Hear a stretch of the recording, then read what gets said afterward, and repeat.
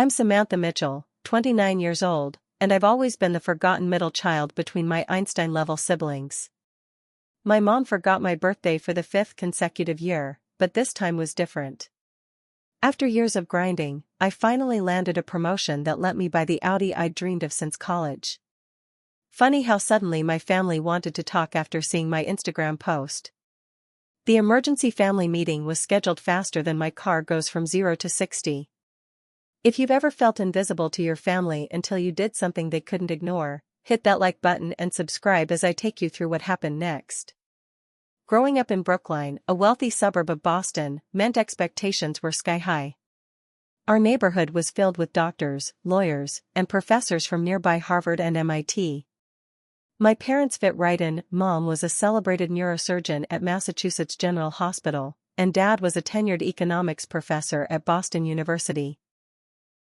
Success wasn't just encouraged in our household, it was the baseline expectation. My older brother Michael, now 32, was the golden child from day one. By age 4, he was reading at a 5th grade level. By 12, he was taking advanced placement calculus.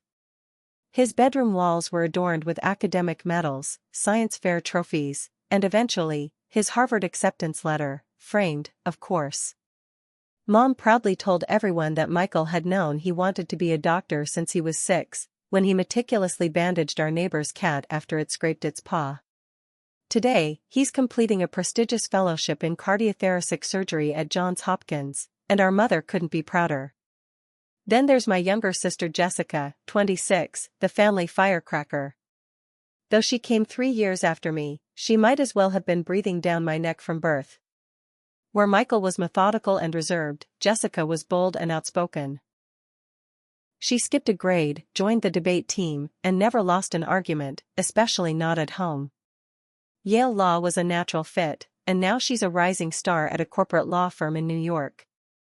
Mom calls her daily, seeking her opinion on everything from hospital politics to what to wear to charity galas. And then there was me, Samantha, perpetually stuck in the middle. I wasn't a prodigy like Michael or a force of nature like Jessica. I was just average. And in the Mitchell household, average might as well have been failure. I still remember bringing home my first report card with all B's and 1 A-. Mom glanced at it and said, "Well, at least you're consistent," before asking Michael about his science project. It wasn't that I didn't try. I stayed up late studying, joined clubs, and participated in sports. But no matter what I did, it was never quite enough to warrant the attention my siblings received effortlessly. When I made the varsity volleyball team junior year, Mom missed every game because of Jessica's debate tournaments or Michael's science competitions. Dad occasionally showed up, clapping politely while reviewing academic papers between points. My 10th birthday was when I first truly understood my place in the family hierarchy. Mom had originally planned a small party at our favorite ice cream parlor. I'd invited my handful of friends, and for once, felt special with the approaching celebration. 3 days before, Michael was selected to receive a prestigious award from the State Science Foundation. The ceremony was scheduled for, you guessed it, my birthday. "Samantha, you understand how important this is for your brother, don't you?" Mom said as she canceled my party arrangements. "We can celebrate your birthday next weekend." That next weekend never came. My birthday was commemorated with a hastily purchased cake from the grocery store, eaten quickly before Jessica's piano recital. I blew out candles while everyone put on their coats. My father, Richard, was less openly dismissive but equally absent emotionally. On rare occasions, we connected over small things, a shared appreciation for classic rock or historical documentaries. Once when I was 14, he found me crying in the backyard after another one of Mom's cutting comparisons. "Your mother means well," he said awkwardly, patting my shoulder. "She just wants all of you to succeed." "But Michael and Jessica are already succeeding," I replied. "What about me?" He sighed, looking momentarily conflicted. "Everyone finds their path at different times, Samantha. Just keep trying." It was the closest thing to encouragement I'd received, but even then, it felt half-hearted, as if he was reading from a parenting manual rather than speaking from genuine belief in my potential. Family dinners were exercises in invisibility. Michael would discuss medical journals he'd read, Jessica would debate current political issues, and my parents would engage enthusiastically. When my turn came, eyes would glaze over as I talked about normal teenage concerns. Conversations would quickly pivot back to my siblings' exceptional lives. Despite everything, I did have moments of determination. When I was 16, I discovered a knack for creative writing and entered a regional essay contest without telling anyone. I won third place and brought the certificate home, hoping for acknowledgement. Mom glanced at it and said, "That's nice, dear. Did you know Michael just got accepted to a summer program at Harvard Medical School?" By the time high school graduation approached, I had accepted my role as the family afterthought. I maintained decent grades, participated in enough extracurriculars to build a respectable college application, and tried to ignore the constant reminders of my siblings' superiority. The day college acceptance letters arrived revealed the pattern that would continue throughout my adult life. Michael had attended Harvard on a prestigious scholarship. Jessica would later attend Yale Law. I was accepted to Boston University with a partial scholarship, a perfectly respectable achievement that was met with lukewarm enthusiasm. "BU is fine," my mother said, her voice betraying disappointment that I hadn't aimed higher. "At least it's close to home." Dad seemed moderately pleased but quickly returned to helping Michael prepare for his upcoming organic chemistry final. That evening, alone in my room, I made a private promise to myself: someday, I would find success on my own terms, success so undeniable that even my achievement-obsessed family couldn't dismiss it. I just had no idea how long and difficult that journey would be. Choosing Boston University over my parents' Ivy League aspirations wasn't just about my grades or capabilities, it was my first real act of rebellion. BU offered an excellent marketing program, and I'd developed a genuine interest in the field during a high school internship. When I announced my decision at dinner, the response was predictably underwhelming. "Marketing?" Mom's voice dripped with barely concealed disappointment. "Is that really what you want to spend 4 years studying?" "It's practical," Dad offered, which was as close to support as I could expect. "Business skills are transferable." Michael, home from Harvard for the weekend, looked up from his medical journal long enough to ask, "Have you considered pre-med? You could still switch tracks." Jessica, then a high school senior already fielding offers from top universities, didn't even bother to comment. Despite their reactions, I held firm. In August, I moved into my dorm while my parents helped Michael settle into his apartment near Harvard Medical School. They dropped me off first, with Mom promising to return later to help me organize my room. They never did. By evening, I received a text explaining they'd lost track of time helping Michael and would see me next weekend instead. I decorated my dorm room alone, arranged my class schedule alone, and navigated freshman orientation alone. But something unexpected happened in this solitude. I began to find my voice. My marketing classes engaged me in ways high school never had. I discovered I had a talent for understanding consumer psychology and creative campaign development. My professors noticed my work, even if my family didn't. By sophomore year, I was elected to the leadership board of the university's marketing association, organizing events with industry professionals. When graduation approached 4 years later, I invited my family months in advance. The day arrived with a familiar pattern. They showed up late, having attended an awards breakfast for Jessica, who was graduating from Yale the following weekend. They sat through the ceremony checking emails and missed my name being called entirely. The celebratory dinner afterwards centered around Michael's recent publication in a medical journal and Jessica's upcoming clerkship opportunities. My first job at Horizon Marketing, a small agency in downtown Boston, paid just enough to share an apartment with 2 roommates in Somerville. The commute was long, the hours longer, and the pay barely covered expenses. But I was determined to build something on my own merit. My parents' reactions to my career choice continued to sting. At family gatherings, relatives would ask Michael about saving lives and Jessica about her high-profile cases. When they turned to me, Mom would quickly interject, "Samantha's working at a little marketing company. She does social media posts, I think." Speaking of social media, did you hear about Jessica's argument before the appellate court? Dating during these years proved equally challenging. My family-induced insecurities followed me into relationships. When Brandon, a software engineer I dated for 8 months, wanted to meet my family, I stalled for weeks. When I finally relented, my parents spent the entire dinner interrogating him about his career trajectory while barely acknowledging my presence. After we left, Brandon commented, "Wow, your family really doesn't see you, do they?" We broke up 2 weeks later.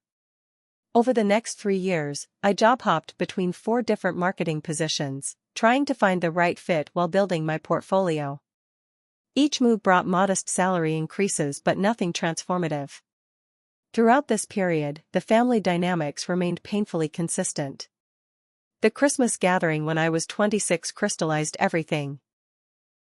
After dinner, Mom gathered everyone for the annual family photo for their holiday cards. "Michael, stand here. Jessica, next to your brother.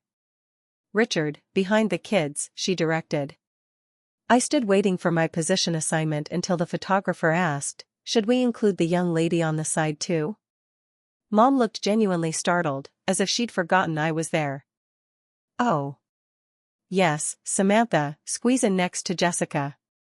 The following day, I sat alone in a coffee shop, fighting back tears while scrolling through holiday photos on Instagram of seemingly happy families. At the table next to me, a woman in her mid-40s noticed my distress. "Tough holidays?" she asked kindly, offering a napkin. Something about her warm expression broke through my usual reserve, and I found myself sharing the photo story and years of feeling invisible. She introduced herself as Rachel Henderson, creative director at Apex Digital, one of Boston's top marketing agencies. "You know," she said after listening, "we all seek validation from the wrong places sometimes. What if you focused that energy on building something they can't ignore?" Rachel became the mentor I never expected. She reviewed my portfolio over coffee meetings, suggested professional development courses, and eventually encouraged me to apply for an opening at Apex. "Your work is good, Samantha," she said firmly. "Not good enough, genuinely good. You have an eye for what motivates people that can't be taught." For the first time, someone in a position of authority saw potential in me, not potential to be more like my siblings, but potential to excel on my own terms. That validation, from someone with no obligation to provide it, changed something fundamental in my approach to both my career and my family. 3 years ago, thanks to Rachel's mentorship, I landed a position at Apex Digital as a mid-level account manager. The agency handled major national and international brands, with offices in Boston, New York, and Los Angeles. My starting salary was nearly double what I'd been making, and the professional environment was leagues beyond my previous workplaces. During my first week, I sat in intimidating strategy meetings where executives debated brand positioning with confidence I could only dream of possessing. I took detailed notes, stayed late reviewing client materials, and spent weekends studying industry reports. Determined not to waste this opportunity, I adopted a simple strategy: work harder than everyone else. 2 months in, the agency pitched for a new automotive client, Lexington Motors, a mid-size luxury car manufacturer looking to refresh their brand image. During a brainstorming session, I tentatively suggested targeting younger professionals by emphasizing performance alongside sustainability, a departure from their traditional older demographic approach. The creative director, Thomas Wilson, a veteran in the industry known for his brutal honesty, paused. "That's actually not bad, Samantha. Can you flesh that out for tomorrow's meeting?" I spent the entire night developing the concept, creating mood boards, and researching competitors. When I presented the next day, Thomas nodded with approval. By week's end, we won the account, with the client specifically mentioning my strategy as a deciding factor. "Nice work, Mitchell," Thomas said afterward. "I'm assigning you to the automotive team. Let's see what else you've got." That small victory changed everything. The automotive team handled prestigious brands with substantial budgets. I immersed myself in industry knowledge, learning everything from torque specifications to consumer financing trends. Working closely with creative teams, I developed campaigns that resonated with younger demographics while maintaining the luxury appeal these brands required. My first major campaign for Meridian sports cars exceeded engagement targets by 137%. The second, for European luxury brand Stellar Motors, won a regional advertising award. Clients began requesting me specifically for their accounts. Thomas took notice, giving me increasingly complex assignments and higher-profile clients. "You have good instincts for this industry," he told me during a performance review. "Not everyone does.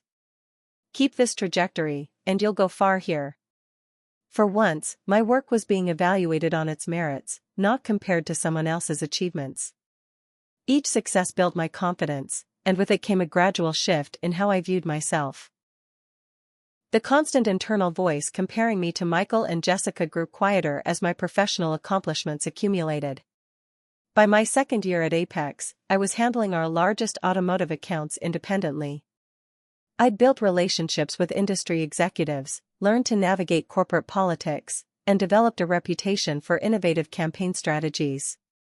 My salary had increased significantly, and for the first time in my adult life, I was financially comfortable. The breakthrough came last fall when Apex pitched for the prestigious Audi North America account. The German luxury manufacturer was looking to reposition their A5 series for the American market, targeting successful young professionals. Given my track record with similar demographics, Thomas assigned me as lead strategist. "This is a big one, Samantha," he warned. "If we land this, it puts us in a different league. If we don't, well..." The pressure was immense. For 3 weeks, I worked 16-hour days developing a comprehensive campaign strategy. I researched competitor positioning, analyzed market trends, and crafted messaging that would resonate with our target audience while honoring Audi's heritage. The pitch meeting in New York was attended by Audi's entire North American marketing team and 2 executives from their German headquarters. As I presented our concept, engineered for those who engineer their success, I felt a confidence I'd never experienced before. This wasn't just about landing an account, it was about proving to myself that I belonged in this room. When I finished, the silence was momentarily terrifying. Then Marcus Weber, Audi's North American marketing director, smiled. "This is precisely the direction we've been seeking. You understand both our brand and our potential customers." 2 weeks later, Apex officially won the Audi account, a 3-year contract worth millions. Thomas called me into his office the following Monday. "You knocked it out of the park, Mitchell," he said, uncharacteristically enthusiastic.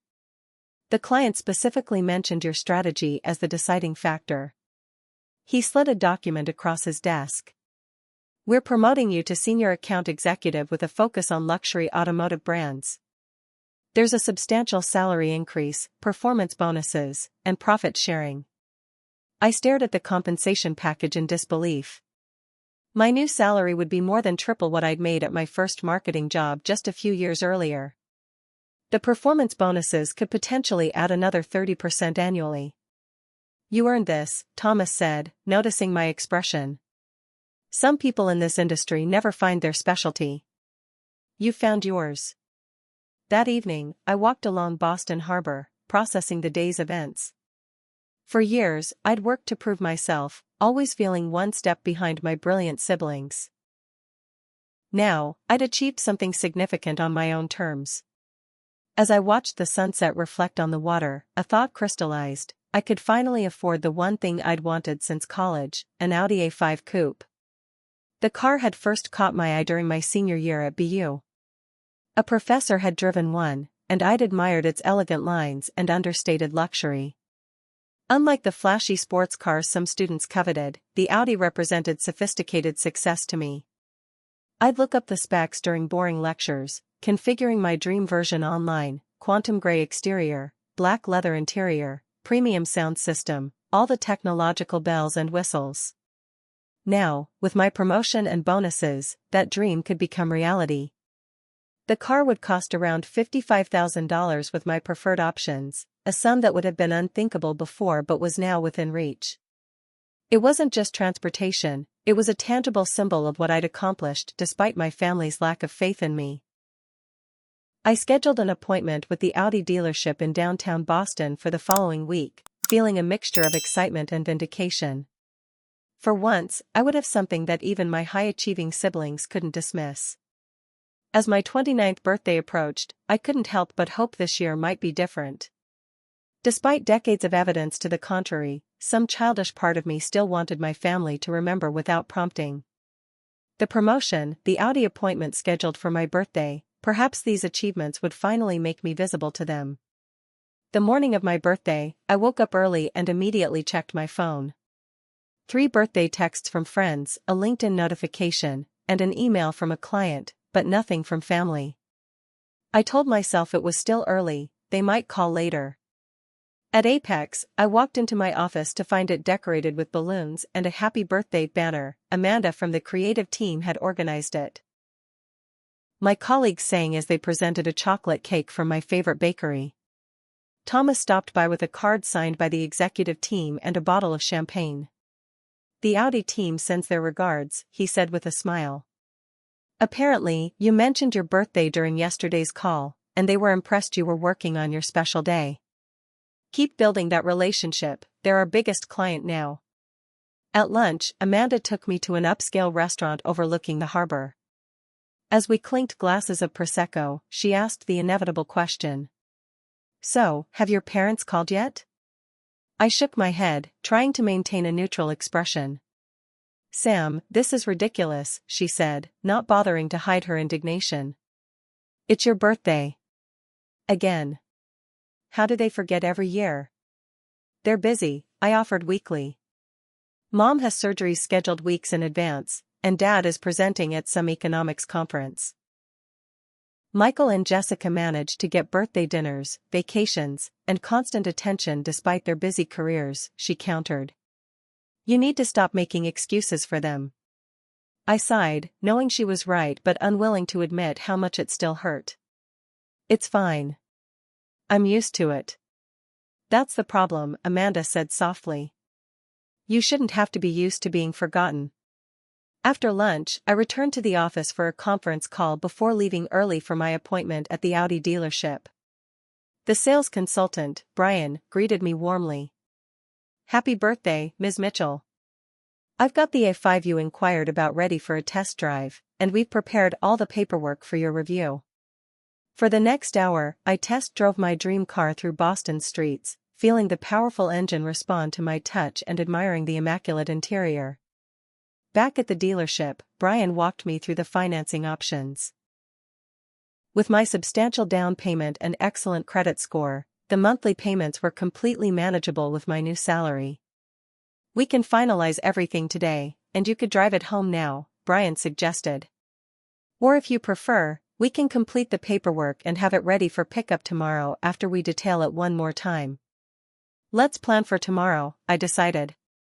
"I want to review the numbers one more time tonight." As I left the dealership, my phone buzzed with a text from Michael. "Just got approval for my research grant. $1.2 million over 3 years to study cardiovascular regeneration techniques." A few minutes later, Jessica called. I answered, thinking perhaps she was calling for my birthday. "Sam. You won't believe it, I just won the Harrington case. The judge ruled completely in our favor, and the partner is taking me to celebrate at Lou Bernardine tonight." "That's great, Jess," I said, waiting for her to acknowledge my birthday. "Thanks. Gotta run, car's waiting. Just wanted to share the news." She hung up before I could say anything else. I stared at my phone, a familiar emptiness settling in my chest. When I arrived home, I opened a bottle of wine and ordered takeout from my favorite Thai restaurant. As I ate alone in my apartment, my mother finally called. "Samantha, you won't believe what Mrs. Donovan from next door told me today. Her son, you remember Kevin? Apparently left his wife for his personal trainer. Can you imagine? After 15 years of marriage." I listened to her neighborhood gossip for 10 minutes, waiting for her to mention my birthday. She never did. Mom, I finally interrupted, do you know what today is? Thursday? Oh. Is it your performance review at work? How did that go? The casual dismissal stung worse than if she'd forgotten entirely. No, Mom. It's my birthday. I'm 29 today. The pause was lengthy. Oh my goodness, I completely. With your father's conference and Michael's grant. I'm so sorry, sweetheart. We'll celebrate when you come for Sunday dinner this weekend, I promise. I knew we wouldn't. There would be some reason why my belated celebration would be postponed, then forgotten entirely. It's fine, Mom. I have to go. Talk later. After hanging up, I stared at my reflection in the window, a decision crystallizing. I was done seeking their validation. Done trying to be memorable enough for my own family to acknowledge my existence. I had built a successful career, earned respect from industry leaders, and was about to purchase my dream car, all without their support or recognition. Around midnight, restless and unable to sleep, I grabbed my keys and went for a drive to clear my head. Without conscious intent, I found myself parking near the closed Audi dealership. Through the window, I could see my soon-to-be A5 sitting under soft spotlights, gleaming and perfect. In that moment, I made a decision. I didn't want to wait until tomorrow. I wanted to celebrate myself now, on my actual birthday, even if the day was nearly over. I called Brian's cell number from his business card. Ms. Mitchell? Is everything okay? He answered, clearly surprised by the late call. Everything's fine. I was wondering, is there any way I could pick up the car tonight? I know it's unconventional, but it's still technically my birthday for another hour. There was a brief pause before he responded. Let me make a few calls. If the paperwork is ready, I might be able to arrange it. 40 minutes later, I was signing final documents under the dealership's bright lights. Brian had called in a favor with the night manager, and they'd stayed open just for me. Happy birthday, Ms. Mitchell, Brian said, handing me the keys. She's all yours. As I sat behind the wheel of my new Audi, my own achievement, my own reward, I felt something shift inside me. For the first time in years, I didn't care whether my family noticed or approved. This moment was mine alone, and it was enough. The morning after my birthday, I woke early, eager to take my new Audi for a proper drive in daylight. The quantum gray exterior caught the sunrise perfectly as I walked to the parking space where I'd left it the night before. Running my hand along its sleek lines, I felt a surge of pride that had nothing to do with family expectations or comparisons. On impulse, I decided to document the moment. I positioned myself beside the car, capturing both my smile and the Audi's elegant profile. After several attempts, I found the perfect angle that showcased the car's distinctive grille and headlights alongside my beaming face. Back in my apartment, I studied the photos, selecting the best one for Instagram. I crafted the caption carefully, "Some people buy themselves birthday cake, I bought an Audi." I hesitated briefly before posting, wondering if the hashtags were too pointed. With a shrug, I pressed share. My family rarely checked social media anyway. Michael considered it a waste of intellectual energy, and Jessica only maintained profiles for professional networking. Mom occasionally scrolled through Facebook to keep tabs on neighbors, but she hardly ever looked at Instagram. Within minutes, likes and comments began flooding in. Colleagues from Apex offered congratulations, college friends expressed amazement, and even a few Audi executives I'd met during campaign meetings chimed in with approval. The post was getting significantly more engagement than anything I'd shared before. Around noon, my phone rang with an unexpected caller, my father. Samantha? He sounded confused. Did you buy a new car? Surprised that he'd somehow seen the post, I answered cautiously. Yes, I did. An Audi A5. That's quite an expensive vehicle, he said. I didn't realize marketing paid that well these days. The implied question about how I could afford it wasn't subtle. I got a significant promotion recently, Dad. I'm the senior account executive handling the Audi North America account now. Oh. Well, congratulations, I suppose. Your mother didn't mention you'd been promoted. That's because I didn't tell her, I replied evenly. Last time I tried sharing career news, she changed the subject to Jessica's latest court victory. An uncomfortable silence followed before he cleared his throat. Well, anyway. Be careful with such large purchases. Cars depreciate rapidly, you know. Thanks for the financial advice, Dad. I've got to go, client meeting. I ended the call before he could respond.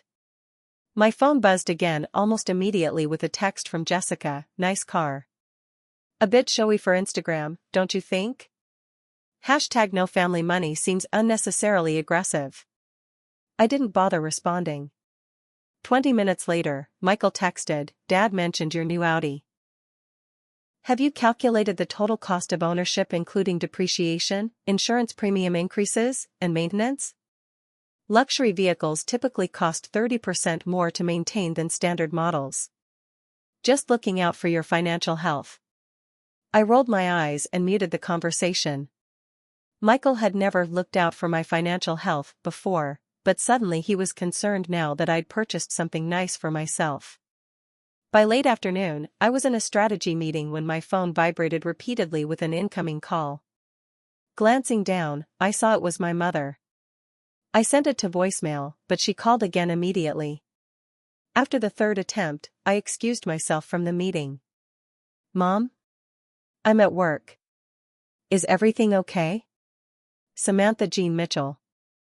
Her voice was cold. I just saw your post about that ridiculously expensive car. What are you thinking, spending money like that? And those hashtags. No family money? As if we wouldn't have helped if you needed it. The irony of her statement, after years of minimal support, was almost laughable. Mom, I didn't need help. That's the point. I earned this through my work. Well, we're having a family meeting on Sunday. Your father and I want to discuss this situation. Dinner at 5. Don't be late. She hung up without waiting for a response. I stared at my phone in disbelief. Years of forgotten birthdays, dismissed achievements, and general indifference, but one Instagram post about a car I purchased with my own money warranted an emergency family meeting? When I told Amanda about it after work, she burst out laughing. Oh my God, this is priceless. They ignored you until you did something they couldn't ignore. It's not funny, I protested, though I could see the absurdity. Now I have to sit through a family interrogation about my spending habits. Look at it this way, Amanda suggested, sipping her martini. For once, you have their full attention. Maybe it's time to use it. The rest of the week passed in a blur of client meetings and campaign planning. Despite my professional focus, anxiety about Sunday's family meeting lingered in the background. What exactly did they want to discuss? Why did my purchasing a car warrant this level of family concern? Saturday night, Amanda came over with takeout and wine to help me prepare emotionally for the confrontation ahead. You need a strategy, she insisted, pouring generous glasses of Cabernet. They'll try to make you defensive about the car. Don't let them. This is about years of them not seeing you. Maybe I should just cancel, I suggested weakly. Tell them I have work. Absolutely not. You've been invisible to them for years. Now you have their attention, use it. Tell them exactly how it's felt to be the forgotten Mitchell. We role-played potential scenarios until midnight, with Amanda playing my various family members with devastating accuracy. By the time she left, I felt more prepared, though still apprehensive. Sunday morning, I took extra care with my appearance, sleek ponytail, subtle makeup, and a professional outfit that projected confidence. The drive to my parents' suburban home in my new Audi felt symbolic somehow. I was literally arriving in the physical manifestation of my success. As I pulled into their circular driveway, I noticed all the family cars were already there, my father's sensible Volvo, my mother's Mercedes, Michael's Tesla, and Jessica's BMW. Taking a deep breath, I parked the Audi prominently at the front of the house, its distinctive profile impossible to miss. Game time. The familiar weight of expectation settled over me as I walked up the stone path to my parents' front door. Through the windows, I could see them already assembled in the living room, four people who shared my DNA but often felt like strangers. For a moment, I considered retreating to my car and driving away. But the gleaming Audi in the driveway reminded me why I was here. This wasn't just about a car, it was about finally being seen. I rang the doorbell instead of using my key, a small act that symbolized my shift from family member to visitor. My father answered, his expression a mixture of confusion and concern. "You didn't need to ring, Samantha. You still have a key, don't you?" "I do," I confirmed without elaboration, stepping past him into the foyer. The living room fell silent as I entered. My mother sat in her favorite armchair, back straight, hands folded in her lap, the posture she adopted when delivering difficult news to patients. Michael occupied the leather recliner, scrolling through his phone with studied casualness. Jessica perched on the edge of the sofa, looking both annoyed and curious. "Samantha," my mother began as I took the remaining seat. "We're concerned about you." "About me? Or about my car?" I asked evenly. "This isn't just about the car," she said, though her quick glance through the window at the Audi suggested otherwise. "It's about what it represents. This sudden, extravagant purchase. The provocative social media post. It seems impulsive and attention-seeking." My father cleared his throat. "What your mother means is, we're worried about the financial implications. A vehicle of that caliber represents a significant investment. We simply want to ensure you're making sound decisions." "And where exactly did the money come from?" my mother added, her tone implying something inappropriate. "Marketing is hardly a lucrative field, and suddenly you're driving a $50,000 car." Before I could respond, Michael leaned forward, adopting his clinical voice. "Sam, studies show that major purchases often follow emotional distress. These compensatory behaviors typically stem from feelings of inadequacy or a desire for external validation. Have you considered talking to someone professional about these feelings?" Jessica, never one to be left out, added her perspective. "Not to mention the environmental impact of luxury vehicles. The carbon footprint of manufacturing alone, plus the fuel efficiency issues, there are more responsible choices you could have made." I sat silently, observing their coordinated attack from a new perspective. In the past, I might have shrunk under their scrutiny, offering explanations and apologies. Today, something felt different. Their concerns weren't really about me at all, they were about maintaining the family dynamic they were comfortable with: Michael the genius, Jessica the crusader, and Samantha the underachiever who needed guidance. "Are you finished?" I asked quietly when they paused for breath. Their surprised expressions almost made me laugh. They had expected defensiveness, not calm inquiry. "Because if you're done speculating about my mental health, financial literacy, and environmental consciousness, I'd like to share some facts you've never bothered to learn about my life." Without waiting for permission, I continued. 3 years ago, I was hired by Apex Digital, one of the top marketing agencies in the country. Last year, I personally led the pitch that won us the Audi North America account, a multi-million-dollar client. 2 months ago, I was promoted to senior account executive specializing in luxury automotive brands, with a salary increase and performance bonuses that you clearly can't imagine I'd be capable of earning. I met each of their gazes directly. The Audi wasn't an impulse purchase. It was a carefully considered decision based on my current financial situation, which is substantially more secure than you've assumed.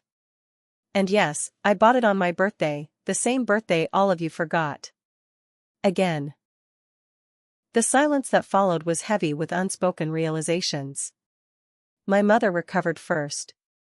"Samantha, that's not fair. We've all been extraordinarily busy. Your father's conference, Michael's grant application, Jessica's case. You've been extraordinarily busy on my birthday for the past 5 years, Mom," I interrupted. "Just like you were too busy for my volleyball games, my college graduation, and every other milestone in my life." But somehow, you've never been too busy for Michael's awards ceremonies or Jessica's debate tournaments. That's different, she protested weakly. How? How is it different? Well, their achievements were more important? I supplied. More impressive? More worthy of your attention? My father shifted uncomfortably. Samantha, I'm sure your mother doesn't mean. Actually, Dad, I'd like to hear exactly what she means. I'd like to understand why my entire life has been spent feeling invisible in my own family. Michael, ever the analyst, tried to redirect. Sam, I think you're catastrophizing. Cognitive distortions like always and never statements indicate emotional reasoning rather than logical assessment. If we examine the family dynamics objectively. Stop psychoanalyzing me, I said firmly. This isn't your medical rounds, and I'm not a case study. I'm your sister, though you'd hardly know it from how little interest you've shown in my life. Jessica, surprisingly, had been watching this exchange with an increasingly troubled expression. She's right, she said suddenly, addressing our parents. We've always treated Sam differently. When I think about it, I can't remember the last time we celebrated her accomplishments the way we do mine or Michael's. My mother looked genuinely startled by Jessica's defection. That's absurd. We've always supported all our children equally. Have we? My father asked quietly, surprising everyone. When was the last time we asked Samantha about her work? Her life? Her achievements? He looked at me with something like regret. We've made assumptions about your career and capabilities that were clearly unfounded. My mother's composure finally cracked. Well, what were we supposed to think? You never told us about this job or promotion. I tried, Mom. So many times. But you were always more interested in Michael's research or Jessica's cases. After a while, I stopped trying to compete for your attention. We never meant to make you feel that way, she whispered, tears forming. I never understood your path the way I understood medicine or law. I didn't know how to support a career I didn't comprehend. You could have asked, I said simply. You could have listened. The room fell silent again, but this time, the quality of the silence was different, contemplative rather than confrontational. For what it's worth, Michael said eventually, that is a very nice car. The A5 has excellent safety ratings and surprisingly good fuel economy for its class. A small laugh escaped me at his clinical attempt at approval. Thanks, Michael. And your Instagram post got more engagement than anything I've ever shared, Jessica admitted. Maybe there's something to this marketing thing after all. My father cleared his throat. Samantha, we owe you an apology. A significant one. We failed to recognize your talents and achievements, and that's on us, not you. My mother wiped away tears, her typically perfect composure completely abandoned. I don't know how to fix this, she admitted. I've been a terrible mother to you. Not terrible, I corrected gently. Just selectively attentive. And we can start fixing it by establishing new patterns. I don't need you to suddenly become hyper-involved in my life. I just need you to see me, really see me, when I am here. We can do that, my father said firmly. We want to do that. As the conversation continued, we began establishing tentative new boundaries and expectations. My parents asked genuine questions about my work, appearing genuinely impressed as I explained the complexity of developing national campaigns for luxury brands. Michael and Jessica shared more balanced accounts of their own lives, including struggles and doubts they'd previously hidden behind achievements. When I finally left my parents' house that evening, the dynamic had shifted in ways I couldn't have anticipated.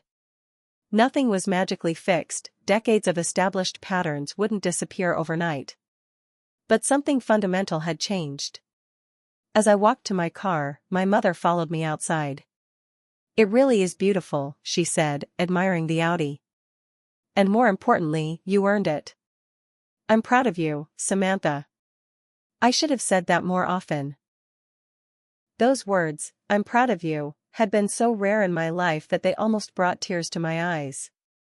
I didn't fully trust their permanence yet, but I allowed myself to accept them in the moment. "Thanks, Mom. That means a lot."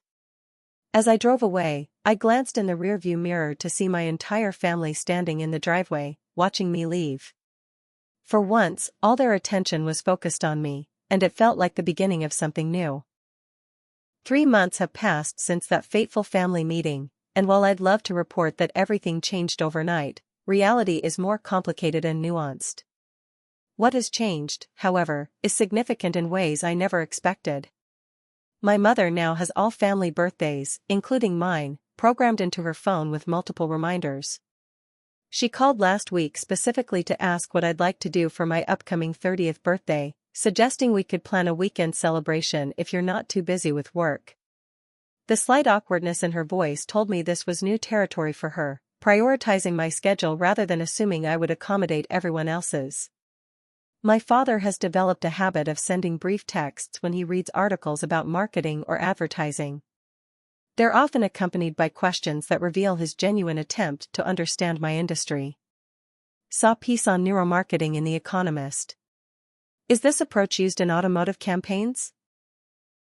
These small gestures of interest mean more than grand declarations ever could. Michael still occasionally slips into clinical analysis of family interactions, but he catches himself more often now. During our monthly sibling dinner, a new tradition Jessica suggested, he asked detailed questions about my current campaign challenges and offered analogies from medical practice that were surprisingly insightful. When I mentioned an upcoming presentation to Audi executives in Germany, he didn't immediately compare it to his international research. Instead, he offered to help me practice my speaking points. Perhaps the most surprising evolution has been with Jessica. Of all my family members, she has embraced change most enthusiastically. "I think I always competed with you because I felt I had to," she admitted during a rare sister lunch. "Mom and Dad set such high expectations with Michael that I thought the only way to be seen was to be equally exceptional. I never realized that in fighting for their attention, I was helping push you further into the shadows." At work, my career continues to flourish. Thomas recently mentioned potential creative director paths opening up within the next year, positions I wouldn't have dared aspire to before. The Audi campaigns have exceeded performance metrics consistently, and I've been asked to speak at an industry conference about luxury brand positioning strategies.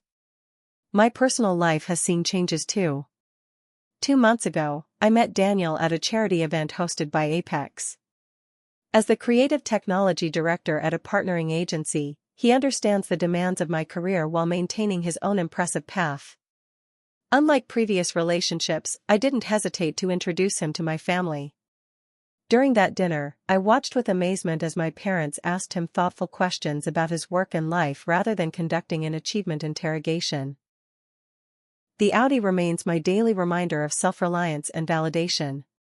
Each morning as I slide behind the wheel, I appreciate not just the vehicle itself, but what it represents, my ability to recognize and reward my own accomplishments even when others don't. The car that once symbolized my rebellion against family indifference now represents something more nuanced, the catalyst that finally made them see me. Perhaps the most profound lesson from this journey is that while family validation feels good, it's not the foundation of self-worth. True confidence comes from within, built through consistent self-recognition and achievement on your own terms. For years, I measured my value through my family's acknowledgement, only to discover that their limitations weren't mine. I've learned that sometimes being underestimated is a hidden gift. It forced me to develop resilience and self-reliance that my more visibly successful siblings never needed. While they excelled within established paths, I had to forge my own, developing adaptability and creativity they sometimes lack. My 30th birthday approaches with a cautious optimism I've never felt before.